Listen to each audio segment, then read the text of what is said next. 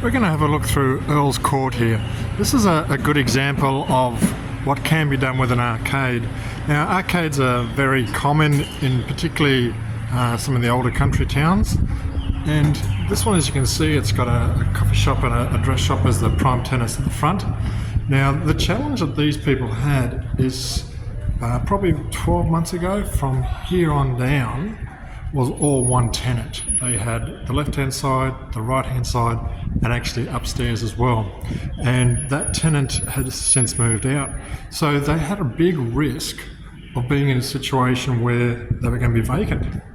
Now, as you can see, they picked up another tenancy here. This one is still vacant and open, but they picked up a smaller tenancy here. So they've basically broken down the major tenancy into another beautician type premises in that one. They've actually made a bit of a hub, almost like a ladies' lair.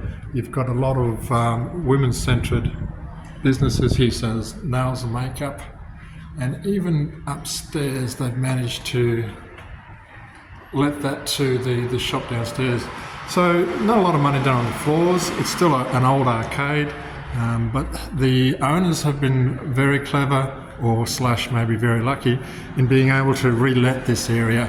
The other thing that may be of note to it is its location. It's very much across the road from the CBD and the post office, and right next door to the council. So like everything in life, it can be as simple as a matter of location. So that's Earl's Court. There's the post office across the road. That's what can be done with a good application. We're just going to have a look at this arcade here. It's a typical arcade that is lucky enough to have a large tenancy. But what's happened here, you can see they've been affected by the collapse of the Mosaic clothing brand. Rockman's was one of the key badges and brands within that business chain, and they haven't been able to re-let that area. Now, I'm not picking on anything in regards to this arcade. It just happens to be the second one that I've looked at, and it's 150 metres away from the first one, so we're not talking a big distance. Now, you can see the challenges here with some of the arcades. It's very difficult to let the shops further down here if you're in a stage of having vacancy. Another empty one, another empty one. It's got a bit of nice appeal to it. You can see the recessed lighting and skylight through here.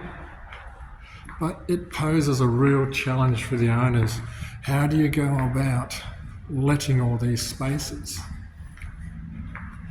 You could, having a look at the flooring, there's probably not been a real lot of money spent on it, and that's probably because there's not been a real long lease coming in here.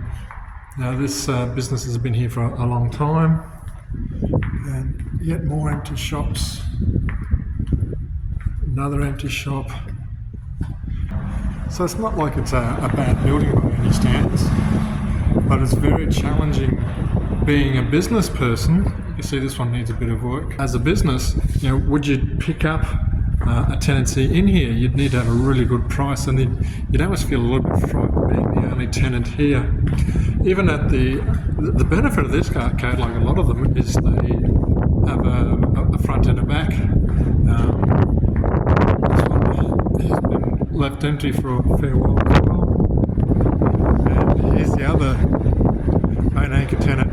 So there's opportunities for savvy retail people to pick up some really good space. This is for landlord, if you're looking at buying an arcade, this is some of the challenges that you have, long-term vacant tenancies.